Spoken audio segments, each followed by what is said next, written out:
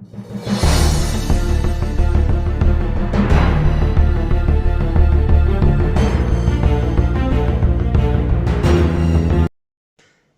afternoon, happy Saturday, keepers of the cash. Gary B, the casual comic guy here, and we're here with another Savage Saturday comic review, this time number 52. And we are going to delve into the world of Savage Sword of Conan once again. But before we do that, I'm going to change the format a little bit. We'll see which one you like more. So usually I put pictures over here. You guys get to look at it while I talk about it. Today I'm just going to take the book, hold it up, show you as I go along, and experiment with it a little bit. I want you guys, the watchers of Savage Saturday Comic Reviews, to let me know which format you prefer. And we'll move forward with that one afterwards. So please let me know in the comments below if you prefer the pictures or me just holding the book open and showing you the contents as I go through it. You guys let me know, and together we'll discover what's best for you guys to watch. But for now, let's get on with the review, and we are going to review Savage Sword of Conan issue 173. And why this issue? My good buddy, Varangian Vigilante, Thorson, who you should check out over on his YouTube channel and Instagram, recently posted this and talked about what a good story it is. And I am currently trying to put together a full run of Savage Sword. Recently acquired this issue, but I hadn't read it yet. So I got to experience this story for the first time. Really, really loved it and figured I'd share it with you. And it's all thanks to Thorson over at Varangian Vigilante for showing this cover, talking about the story, and getting me interested in taking this issue out and reading it real quick. So let's get going with it. So again, first of all, we got a beautiful cover, and the cover artist is Nick Jaenschig. So we'll give you a good look at that. Now, usually I'll have it posted over here, but I'm just going to hold it up. And again, you guys let me know as we do it this week if you prefer me just to hold up the book and show you, or if you prefer the inserts I put in before. All right, so there we go. Great cover. Good fantasy cover. Good battle cover. And Conan is feeding something, a shovel full of fire. So, really cool. So, our story begins on the battlefield. Yeah, and great art. And this is Ernie Chan art. So, I knew I was already going to be a fan of the story, just knowing Ernie Chan drew it. He is one of my all-time favorite Conan artists and can do no wrong. Now, the story is by John Arcudi, and the letters are by Diana Albers. And the story is called A Tomb for the Living. Alright, so we turn the next page and you see the two people that are clashing swords. You got Conan and you got this big guy over here. And each are a general of an army that are being led against each other. Conan, unfortunately, happens to be on the side of the smaller army, and things are not going the way that Conan wants them to go. They are barely hanging on. His troops are getting beat back. And day after day, their numbers are dwindling. And Conan knows it's just a matter of time before they succumb to the larger numbers that this other province and city-state of Demorge is able to provide their side of the battle. Conan's side isn't so lucky. So he's fighting for the province of Balkana, and they just don't have the resources that Demorge has. And so on Demorge, you got the war general Cade fighting against Conan over on Balkana's side. And he's having a hard time instilling faith in his soldiers day after day. He's got people deserting, people leaving, people selling their swords to other wars in other places who have a better chance of living and actually collecting the gold they've been promised and spending it. Can't spend what you can't live to receive, right? So... And the battle's going well for Conan being able to get his troops gone and retreat.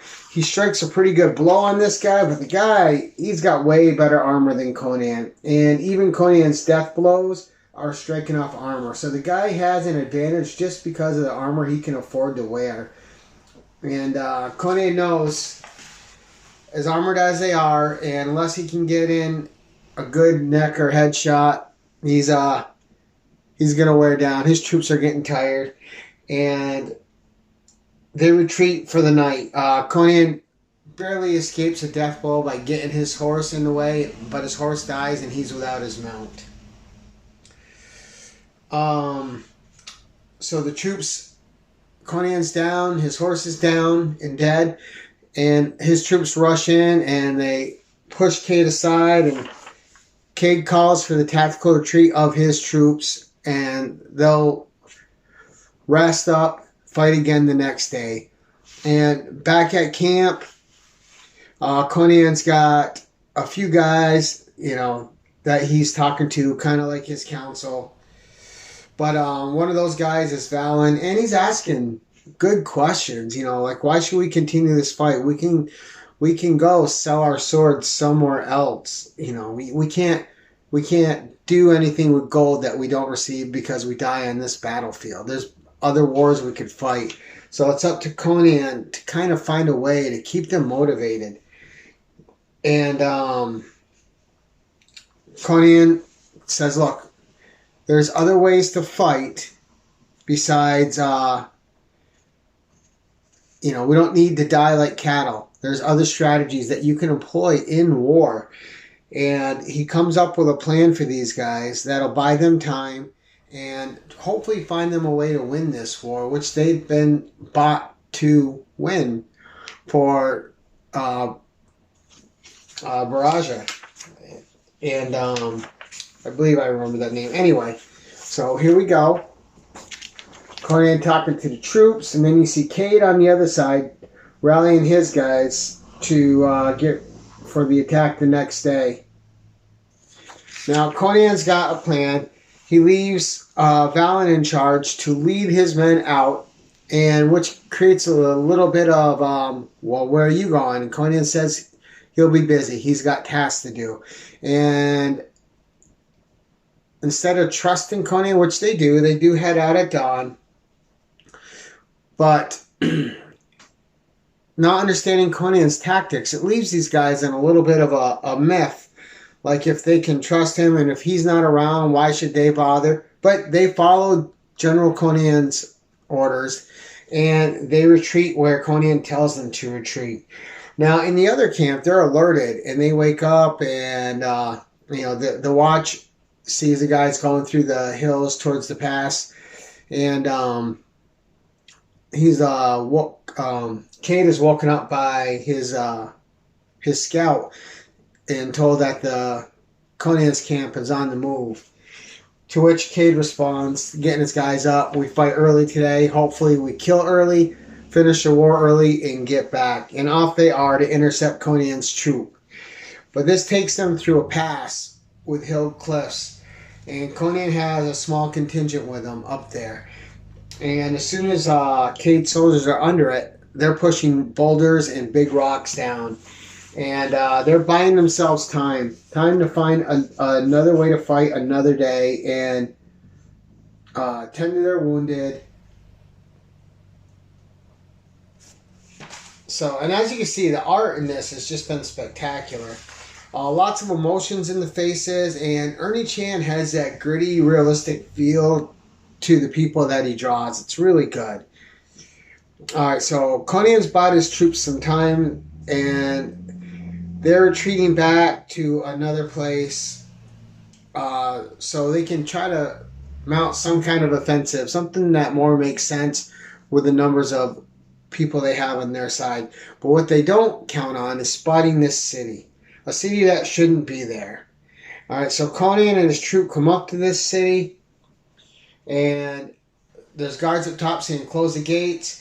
But outside they have animals and farmers tending crops and people working with the animals. And Conan gives them a little something to think about. All my friends, think before you act. We're desperate, man. Do you want to close us out here with your crops, your livestock, and your maiden citizenry that are out here working and tending to the animals and crops? Now, Conan isn't going to do anything to these people, but the people behind the city gate don't know that. So they let Conan and his army in.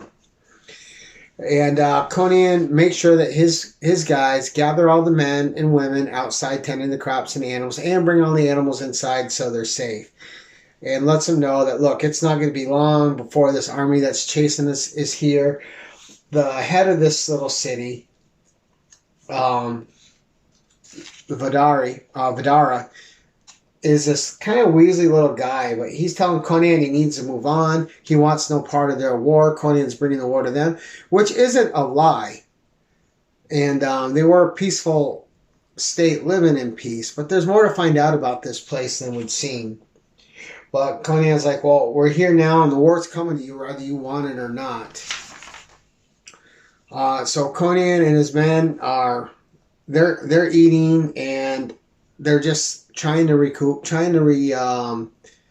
reinvigorate themselves. They're weak, they're weary from battle and travel, and outside the walls, you hear Cade, and he says, "Hear me now, Black Hair," which is what he calls Conan. "I know you're in there. If it takes me years, I will see your entrails spilled upon the rubble in this city."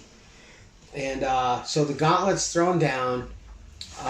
You can see that Cade's troops are a little bit roughed up from the ambush that Conan had set up on them. And so the siege begins day after day. There's a siege. And then you see in the city, the troops that Conan are leading, some of them are getting a little too lax, a little too familiar with the town, like the town's there to serve them. They're the invading force in this town.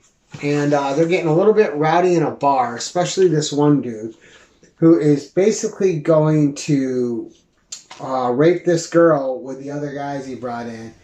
But Conan arrives to stop it. And Conan tells the guy to stand down. He doesn't want to. And he engages Conan in battle. And Conan, of course, just guts him and kills him right there. And the girl in the bar that was almost raped, Conan's like, you're safe now. And she just basically, spits in Conan's face, like, curse you and your army. Our lives would never have been in danger if you weren't here. And she's speaking the truth. Conan brought these people in here. They're not all good people. And Conan kind of takes this to heart. Conan's thinking about it. He's bothered by what these troops were about to do to her and what they were doing to these people whose place they're occupying. All right, so Conan leaves the tavern, and even his troops, Valen and the rest, just notice he's kind of changed. He's thinking, this isn't what he had in mind. Their resources are running out. They're running out of livestock. They're running out of crops.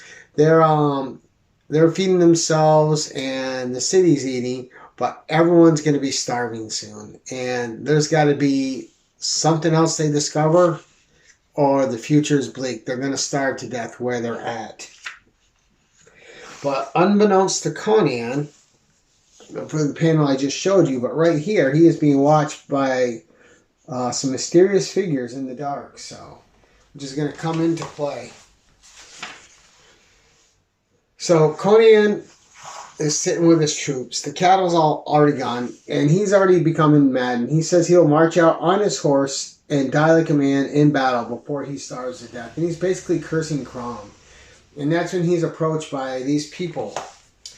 And it says, "Be not so rash, General. If you will but permit me, I can offer you and your man more of a fighting chance against these outside walls than one man on a horse." These outsiders outside the walls.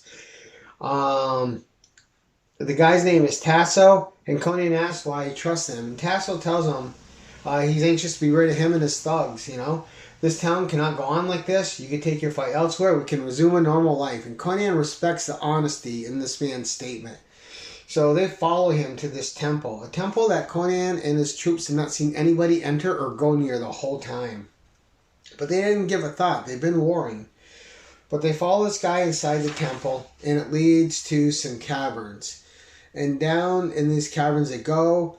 And this house that they enter is called the House of the Curse. So there's a history here. The townsfolk don't even go to it. And Conan finds out. Here we go. While he's being led, and he unmasks Tassim to see that he's a bit grotesque. He looks a little bit like the Living Dead, kind of a zombie-ish looking figure. But and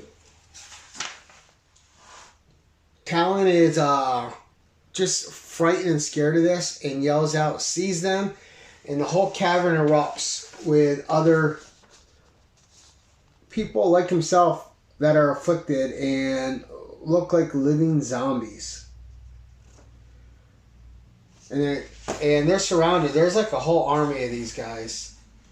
And Conan says, Arla must throw open its gates. And Arla is hell. So that's their word for hell. But then there's a voice of reason from another part in the cave. Stop. You can't really mean to bring harm to these men. That is not our way. And Conan sees this woman who is kind of their healer and allows them to practice faith down there. And she's a priestess of Mitra.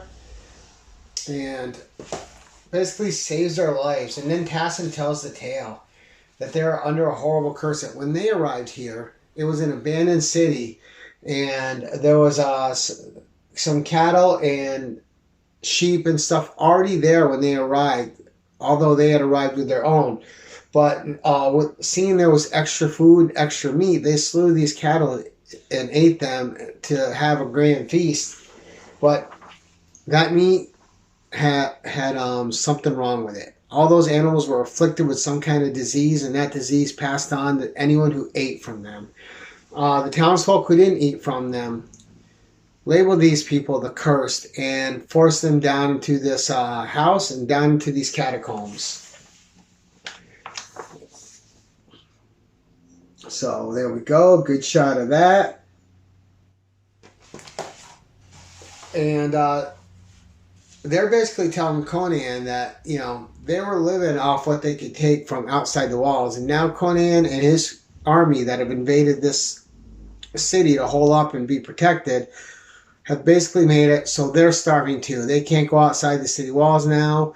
There's no cattle out there. There's nothing for these guys to hunt anymore. And this whole army of living dead-like looking people with their affliction are starving to death in the caverns below.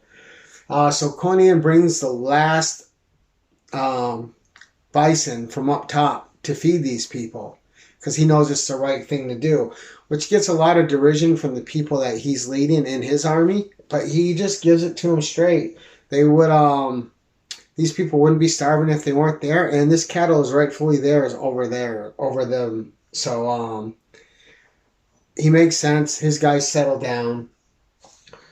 But then, on the city wall, while his men are protecting and watching the walls, there's an ambush by Cade's people. A couple of the guys are arrowed down, feathered down with arrows, and then Cade's crew and his men are trying to breach the walls to get in to kill Conan and his army and all the rest of the people in the city.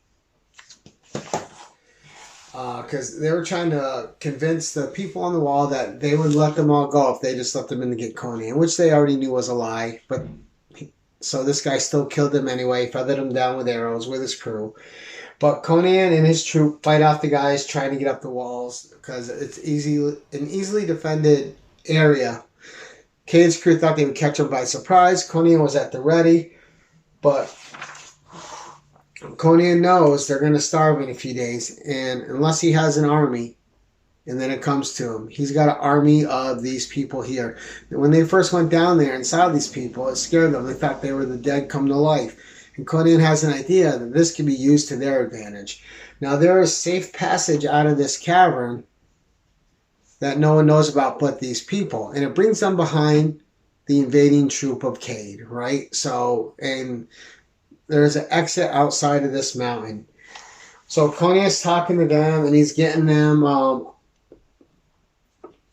rallying speech to the cause. The priestess says, no, peace is our way, not war.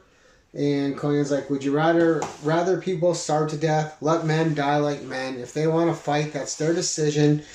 And they rally to Conan's call. And Conan has now found himself with army and double the troops he had before. And he has a force to which he can counter Cade's army. And so they set out. There's another part in these catacombs, a mausoleum of soldiers, which Conan takes, which Tasso takes Conan and his troops to. And everyone that's down there is able to armor up from these long dead soldiers that were entombed there. And now he's got a fighting force to be reckoned with. So Conan gives Valen some orders about, hey, you're going to rush out the front when I give the signal. You'll know the signal when you see it. And he explains the strategy, and Valen and the other troops are on board. Now Tassin, who at first disliked Conan, now respects Conan.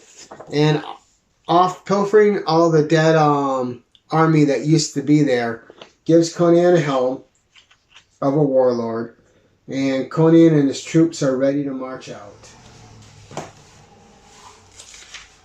So they're like, lead us into battle. So they come out through this knoll here and this hill, and they're behind Cade's forces. And Conan issues the order to attack. And before Cade's forces know what's going on, they think they're being attacked by the living dead. So people are spooked, they're confused, they have no idea what's going on. Mass confusion everywhere. And, you know, Cade's trying to get his troops under control, but now they're being slaughtered in droves. Just the confusion alone and the fact that they think the supernatural are after them, the living dead, has shook his group to their core. And all of a sudden, you know, a head is tossed over. Valen's got a signal, and he rushes out. And Cade's troops are now surrounded.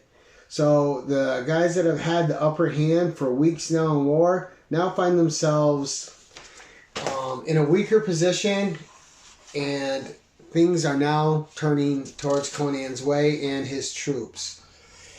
Conan is, of course, fighting his way towards Cade on the battlefield, and the two meet. Conan renders one of Cade's arms, one of his sword arms,